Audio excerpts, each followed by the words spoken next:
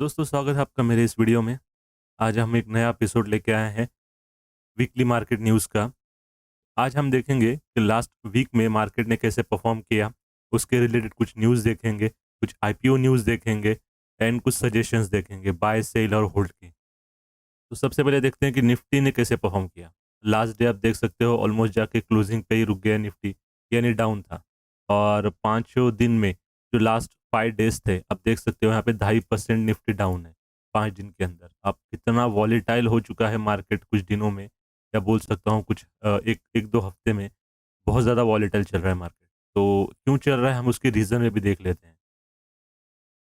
तो हफ्ते की शुरुआत में ही यानी मंडे को जो अपने इंडियन इक्विटी मार्केट के बेंचमार्क्स है वो 3% डाउन थे, लूजिंग नियरली 3%। वो क्यों थे? क्योंकि जो फेडरल रिजर्व है उनकी मीटिंग होने वाली थी ये बुधवार के दिन, वेनसडे के दिन। तो उसी के कंसर्न में मंडे से ही उसके रिएक्शन हमें दिखने शुरू हो गए थे। तो आप देख सकते हो Sensex was down 2.62% and Nifty Nifty was 2.66% down, जो कि 3 हफ्ते में सबसे वर्स्ट था।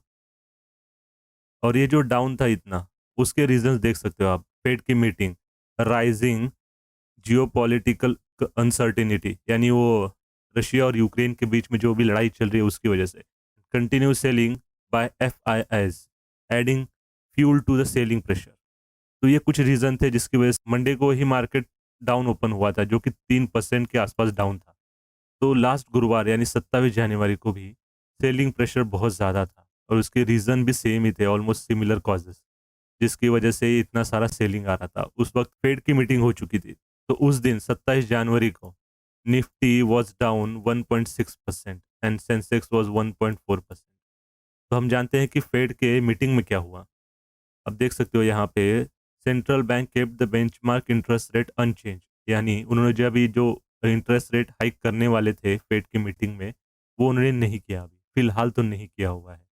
लेकिन ये एक अच्छी बात होने के बावजूद मार्केट गिरा था, क्योंकि इसका रीज़न ये था क्योंकि वो अभी नहीं करने वाले, लेकिन बाद में ये इंटरेस्ट रेट हाइक होने वाले हैं।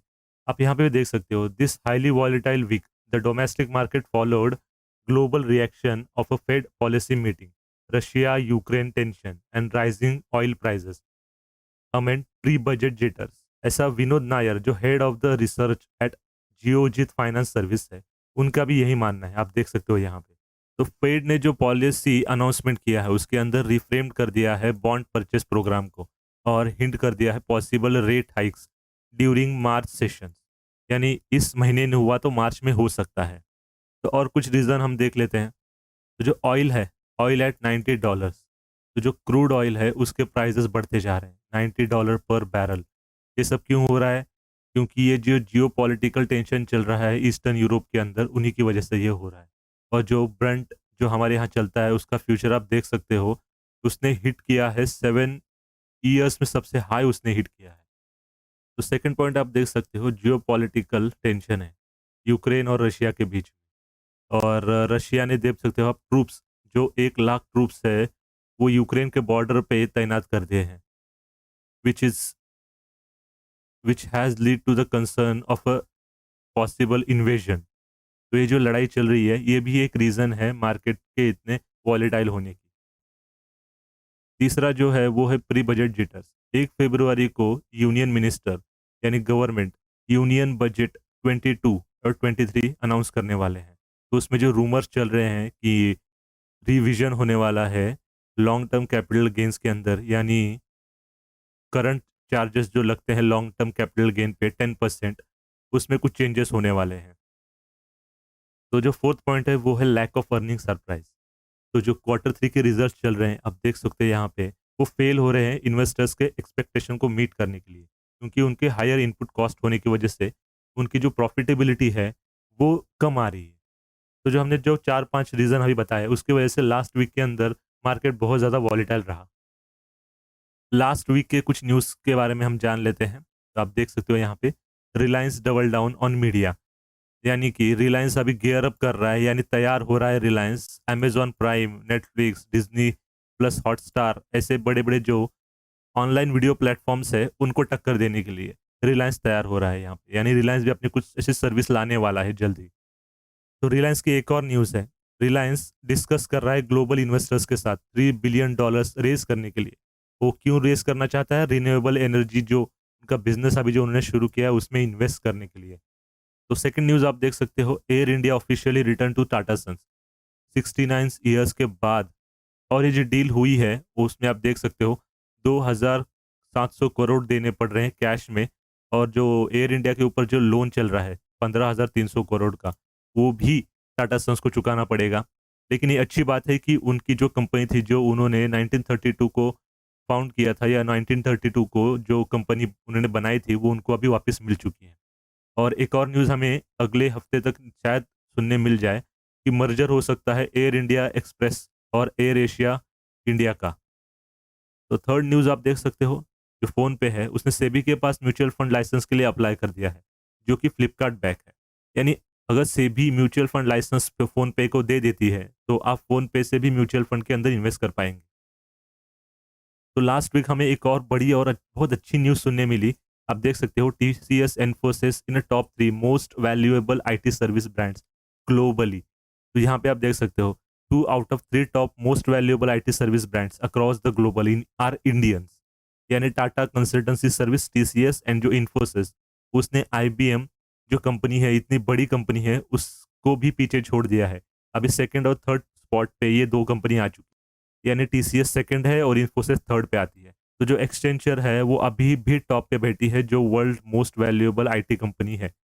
तो हैप्पीएस्ट माइंड ने Q3 के रिजल्ट्स अनाउंस कर दिए हैं, तो उनका जो प्रॉफिट है वो 16% जंप कर दिया है, यानी 49 करोड़ हो चुका है। आप देख सकते हो वेदांता का भी प्रॉफिट जंप हुआ है 27%, बहुत अच्छा प्रॉफिट जंप हुआ है। तो एल के रिजल्ट्स आप देख सकते हो यहाँ पे, जो कि उनके प्रॉफिट 17% डाउन है ईयर ऑन ईयर पे, और जो उनका रेवेन्यू है वो 11% अप है।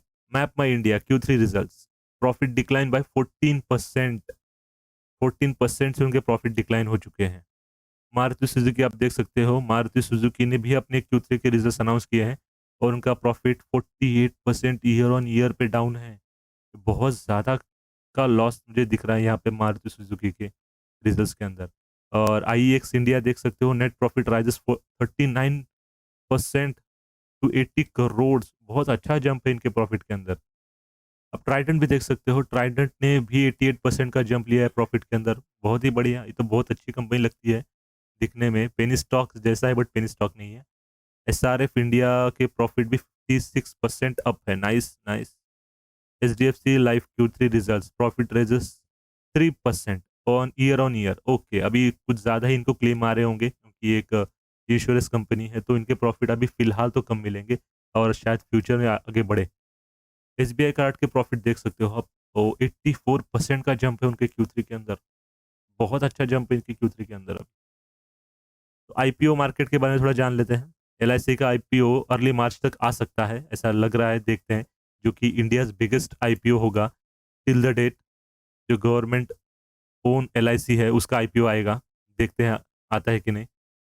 अब देख सकते हो बोट ने भी आईपीओ के लिए फाइल कर दिया है सेबी के पास, 2000 करोड़ का उनका आईपीओ लाने का प्लान चल रहा है अभी। और अदानी विलमार का जो आईपीओ चल रहा है अभी जो लाइव है, तो उसमें आप देख सकते हो सब्सक्राइब हो चुका है 1.13%, और जो रिटेल पोर्शन है 1.8% सब्सक्राइब हो चुका है। तो अभी हम देखते हैं कुछ बाय सेल और होल्ड के रिकमेंडेशन जो फंड हाउसेस ने दिए हुए हैं। आप देख सकते हो यहाँ पे जो बिरला सॉफ्ट है उसका टारगेट दिया है 850 का शेर खान ने, और अरविंद बाय अरविंद उसके भी 183 के शेर खान ने टारगेट्स दिए हुए हैं। और जो कोलगेट पाल्मोलिव जो है उसके भी 1850 के शेर खाने टारगेट दिए हुए हैं। पीडीलाइट के भी अच्छे खासे टारगेट है, यहाँ पे 2792 के हैं। और एसआरएफ के भी है अच्छे खासे 2800 के। शेर खान ने ज़्यादातर दिए लगता है मुझे टारगेट्स, बाकी किसी के और दिख नहीं रहे मुझे यहाँ पे। और बाय हिंदुस्तान यूनिलीवर टारगेट 2900, और एशियन पेंट के भी टारगेट है, कुछ ज़्यादा ही अच्छे टारगेट है। इतने तो अभी अभी तक तो नहीं है, बट अच्छी बात है अगर पहुंचेगा तो। पीवीआर के टारगेट भी यहाँ दिए हुए हैं, पीवीआर के आप देख सकते हो। Polycab India okay 2300। पूरा वीडियो देखने के लिए थैंक यू। अगले हफ्ते हम फिर मिलेंगे इसी वीकली मार्केट न्यूज़ के साथ।